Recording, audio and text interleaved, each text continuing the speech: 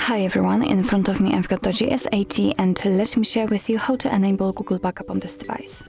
So first of all, let's enter the settings, and here we have to scroll down to the very bottom and tap on System. Now let's tap on Backup option, and as you can see right now we can simply add account. Let's tap on this option and make sure that you've got the internet connection because it is required. From this step we can either create a new account if you do not have your own yet, or simply type your email or phone. So let me do it. Okay, let's tap on next. Right now we have to enter the password, so let me do this out of the screen. Okay, let's tap on next.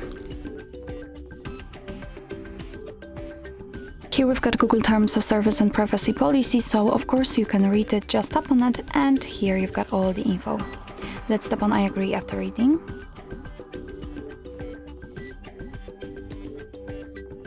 And right now you can decide if you want to back up your phone with Google One right now, or you can do it later on. So here you've got the information about the Google Backup account, that you will store the apps and apps data, call history, contacts, device settings, and text messages. Here you've got also the information that the backup will be automatic,